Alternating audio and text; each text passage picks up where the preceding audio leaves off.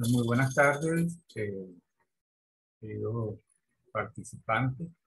Vamos a culminar hoy con la unidad número 2, con el tercer autor que estudiamos en esta mirada microsocial o la mirada microsociológica. Se trata de el autor George Simmel y su teoría, la teoría de la interacción social, la agenda de trabajo, la interacción social según George Simmel. Vamos a trabajar un poco su microbiografía, cuáles son sus influencias, y de la teoría entonces los supuestos básicos, los conceptos clave, que son el concepto de interacción, de tipos sociales, formas sociales, la geometría social, y cerramos con la mirada que George Simmel tiene sobre la cultura objetiva y subjetiva y la alienación. Tal como lo hemos venido trabajando, estamos viendo tres autores que explican la misma situación. La realidad es la misma. Un ser humano A que entra en interacción cara a cara con un ser humano B, hay una mutua accesibilidad. Están presentes uno respecto al otro. Esa es la unidad mínima básica de la microsociología. Y hoy vamos a estudiar a George Simmel.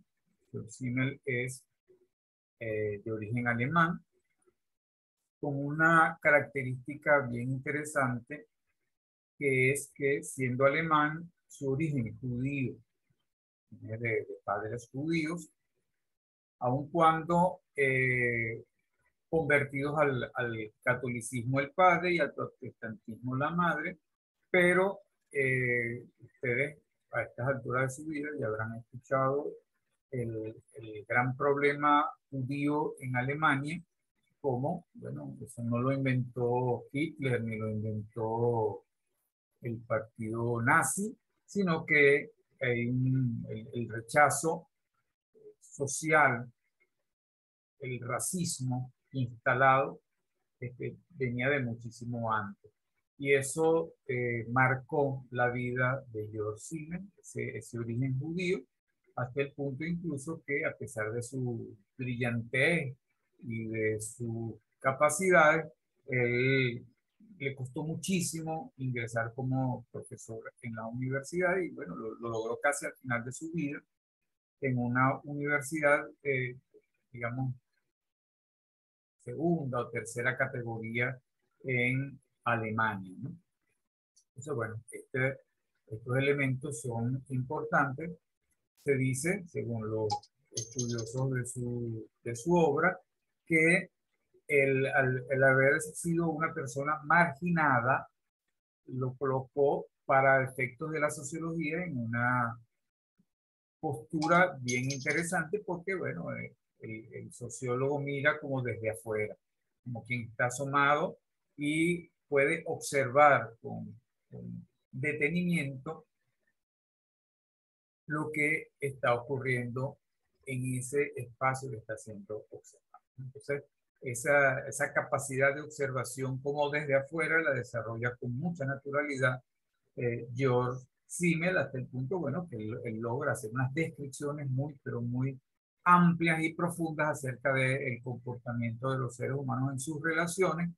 Y, como les digo, sus biógrafos dicen que eso tiene mucho que ver con esa eh, condición de marginado, condición de haber estado al margen de la sociedad por ser de origen judío. A pesar, bueno, de haber sido bautizado en la fe protestante, su educación fue, digamos, cristiana y hubo, digamos, cierta fortuna económica que le permitió una vida independiente y un desarrollo, su desarrollo intelectual financiado por él mismo, por esa situación, digamos, de alguna manera afortunada. Se dice que estudió historia, psicología etnológica, filosofía, historia del arte, Bueno, todo esto en ámbitos de la Universidad de Berlín. Él nace en el año 1857, muere más o menos en el 20 y pico, muere en época cercana a cuando muere Max Weber. O sea, la época de vida coinciden muchísimo y ellos de hecho se conocen. Hay una interacción entre ellos, logra participar en el círculo intelectual de Max Weber. Hizo un doctorado con una tesis premiada sobre Kant y su concepto de materia.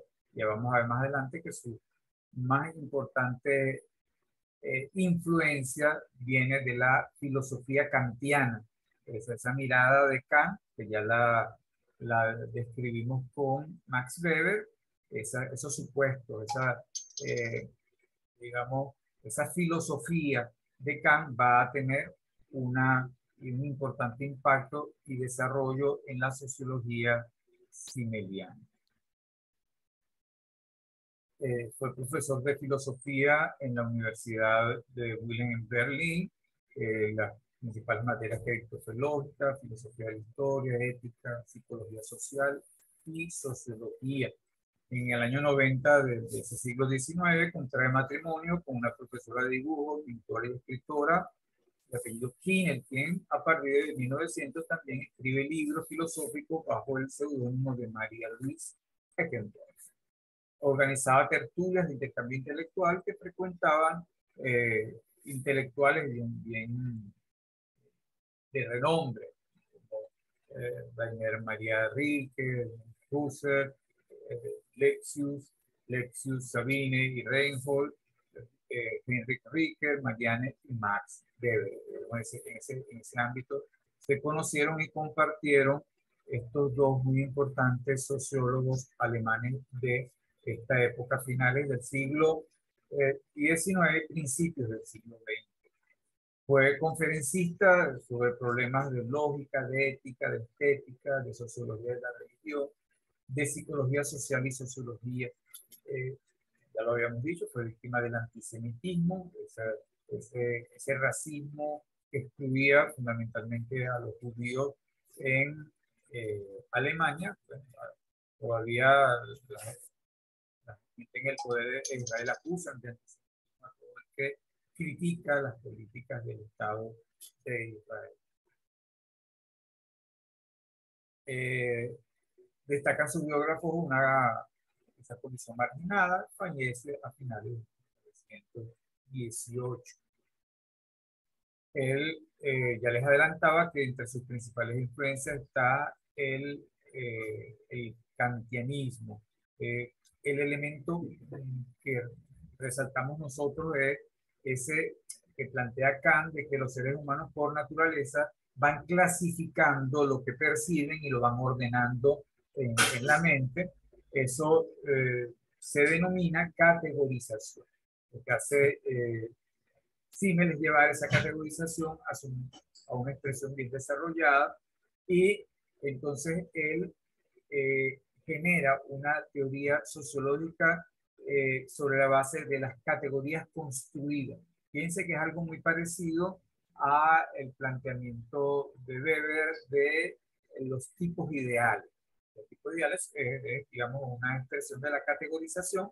Vamos a ver que Simmel va a construir categorías sobre la base de la observación. Ya lo vamos a desarrollar en dos grandes tipos de categorías: las categorías que va a llamar tipos sociales y las categorías que va a llamar eh, los tipos de interacción social. Entonces, ya lo vamos a explicar. El otro elemento bien interesante que viene de allí es el dualismo, ese dualismo de los seres humanos. Somos a la vez seres racionales e irracionales. Somos animales desarrollados, somos animales superiores y tenemos una condición animal, pero también una condición humana que viene dada por la capacidad racionalizadora. Va a enfocarse también desde el método formal que utiliza Kant de la fenomenología. Y eso lo va a llevar justamente a desarrollar lo que va a denominar la sociología formal y la filosofía formal, en el sentido de las formas que asumen los elementos de la realidad. Vamos a recordar en esta mirada dual también que la realidad tiene a su vez dos expresiones, lo que llamamos fondo y lo que llamamos forma. En lo que llamamos fondo es la esencia misma de las cosas, la naturaleza de las cosas, y la forma es la expresión que puede ser observada, que puede ser percibida a través de los sentidos. Es como las cosas se presentan ante los observadores. Entonces, seguramente manejan esto de la lógica, en el sentido de que hay una dualidad entre fondo y forma. Y eso en la academia tiene, digamos, muchísimas expresiones. Cuando ustedes vayan a realizar sus investigaciones, sus tesis finales, ahí la evaluación se hace en esos dos ámbitos. El fondo viene siendo el tema en sí mismo, y la forma viene siendo el cumplimiento de unas normativas, el cumplimiento de unos parámetros que se visibilizan, que se manifiestan. Esa sociología formal entonces se dedica justamente a identificar lo que son las formas que asumen las relaciones entre las personas, las relaciones interindividuales, y la modalidad en la cual las personas le dan forma a su forma de incorporarse a la sociedad. Y allí justamente se va a derivar uno de los conceptos más importantes, que es el concepto de formas sociales, que vamos a explicar un poquito más adelante. Esta mirada de Simmel se coloca también, así como vimos en Mill, en esta intersección entre sociología y psicología. Él estudia al ser humano desde lo individual hacia lo social. Es decir, cómo el ser humano desde su concepto de sí mismo, de la categoría que asume de sí mismo, se relaciona con los demás.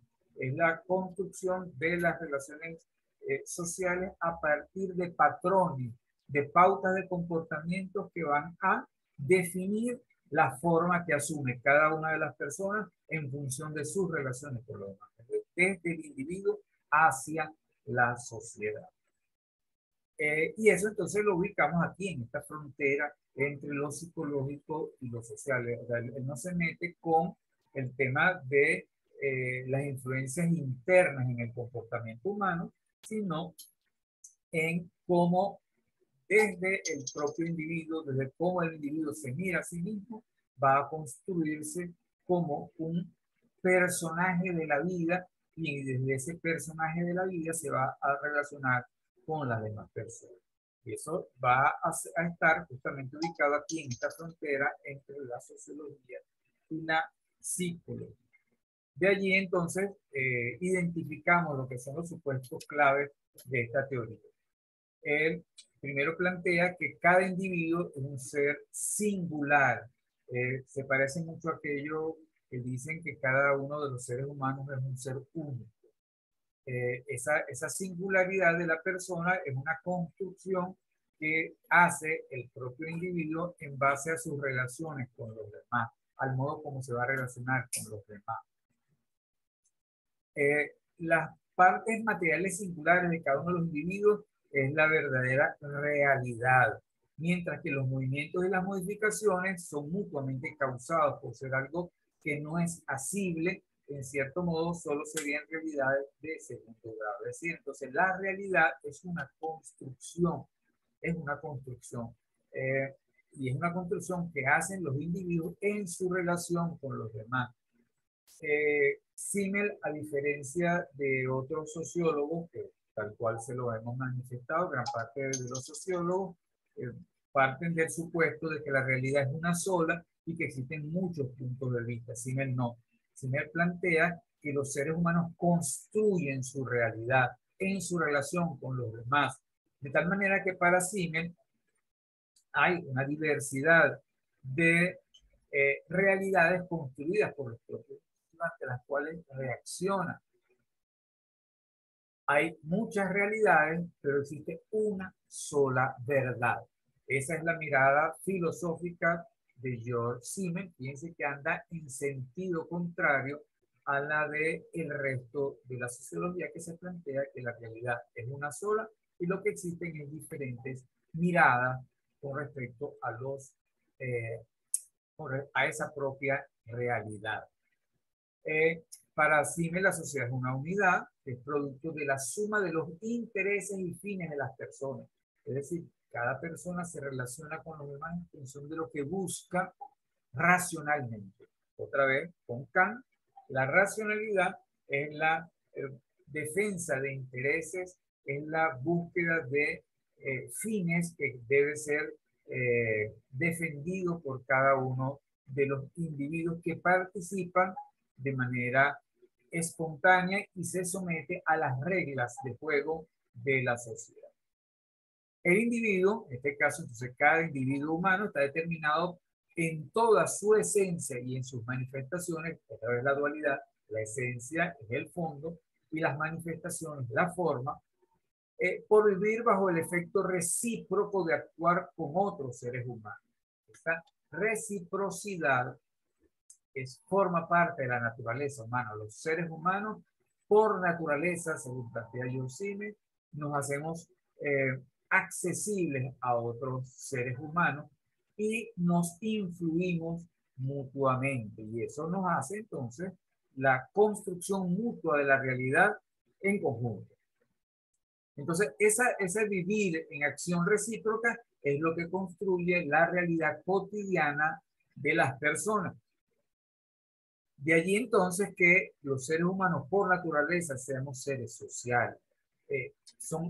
Y él dice que incluso somos animales sociales, es un instinto lo que nos lleva a hacernos accesibles a otras personas. Es decir, la naturaleza social del ser humano para Simmel no es una condición social en sí misma, sino que incluso tiene raíces en los instintos que son parte de la naturaleza propiamente de lo que somos como seres biológicos. Es decir, parte de nuestra propia animalidad. Y esto nos lleva a relacionarnos con el resto de los seres humanos. Allí esa propiedad humana instintiva de hacernos accesibles a otros seres humanos, algunos lo llaman sociabilidad, Simmel lo llama asociación. La asociación es esa capacidad humana que por naturaleza lo hace hacerse accesible al resto de los seres humanos. Ustedes eso en su experiencia seguramente lo ven. Ustedes andan por la calle y alguien pasa y le hace un gesto y le dice, por favor, ¿me pudiera decir dónde queda tal cosa? Entonces, el primer impulso que tenemos es atender a esa persona, hacernos accesible. Quizás en algunos casos, con la renuencia propia de sentirnos a lo mejor en una situación de peligro, pero la inclinación normal y natural de cada una de las personas es hacerse accesible a otras personas. Y eso es lo que da la posibilidad de la construcción mutua, de esa mutua influencia de los seres humanos con respecto a otros. Entonces, por naturaleza, los seres humanos nos hacemos accesibles a otros y eso lo llama Simmel asociación. Recordemos, por supuesto, que se trata de una traducción del alemán. Ustedes lo verán en algunos libros, hablan de asociación. La asociación para nosotros, los venezolanos, es otra cosa. La asociación viene dado por el vincularnos para el logro de un fin. Entonces nos asociamos. Está cercano, pero no es lo mismo. En este caso, la asociación es la disposición natural que tenemos los seres humanos a hacernos accesibles a otros seres humanos. Otro supuesto es que la realidad humana tiene dimensiones, una dimensión psicológica, y entonces él va a estudiar esas variables psicológicas desde el individuo hacia afuera, es decir, cómo explicas el comportamiento de los seres humanos desde ciertas cualidades que construyen los propios seres humanos unos respecto a otras. Esas formas psicológicas es lo que nos va a dar el material necesario para construir las relaciones sociales. La otra dimensión es una dimensión propiamente social que ya es producto de la interacción social, que habla entonces de productos culturales y sociales, los grupos sociales, las estructuras y las dimensiones propias a nivel histórico de la sociedad. Y hay una dimensión filosófica de la realidad humana que tiene que ver con la naturaleza básica y el destino de la humanidad.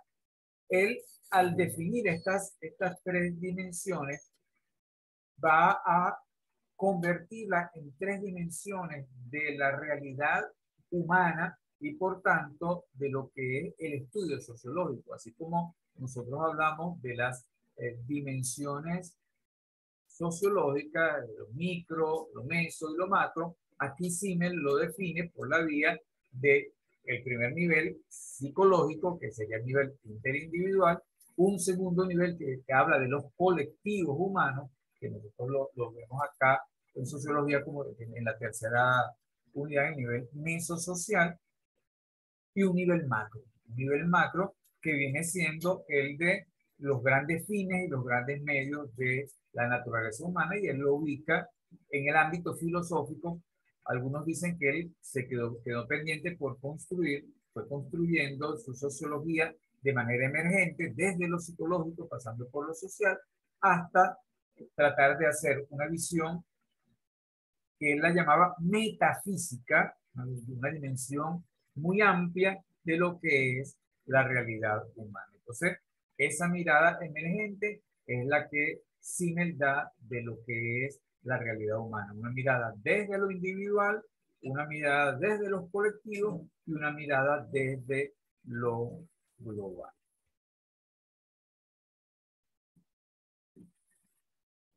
El otro elemento, bueno, esa dualidad planteada desde Kant nos lleva a esa distinción entre forma y contenido que él va a llevar hasta sus últimas consecuencias. La sociología que él va a escoger para desarrollar es la sociología formal, es la sociología de las formas, es la sociología de lo aparente, de cómo a través de los sentidos nosotros observamos tanto los comportamientos de los seres humanos respecto a otros seres humanos, como las formas que toma la interacción entre los seres humanos. Entonces, aquí hace esa distinción, lo colocamos acá desde el punto de vista conceptual. El mundo de los contenidos está compuesto por los acontecimientos, acciones, interacciones, impulsos, intereses, finalidades, inclinaciones, estados psíquicos y movimientos. Ese es el contenido de lo social. Mientras que la forma, dentro de unos minutos vamos a tener que desconectarnos y volvernos a conectar. Y el mundo de la forma, entonces, es lo que es la inmediatez que es posible ser observada desde el método científico, desde la observación y desde el registro de lo que ocurre, de lo que podemos percibir y medir.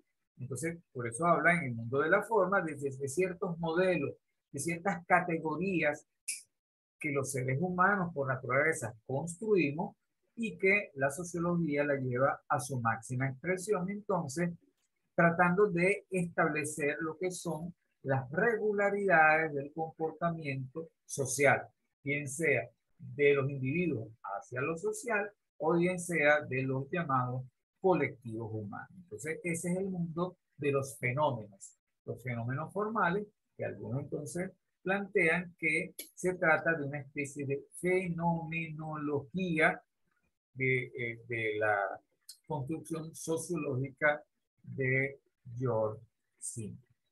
Bueno, entonces, llegados a las 6:35, vamos a desconectarnos, nos volvemos a conectar para comenzar con la parte teórica propiamente, digamos la teoría que nos propone George Simmel para estudiar ese aspecto de la realidad cuando el ser humano entra en presencia recíproca con otro ser humano. Si nos desconectamos, nos volvemos.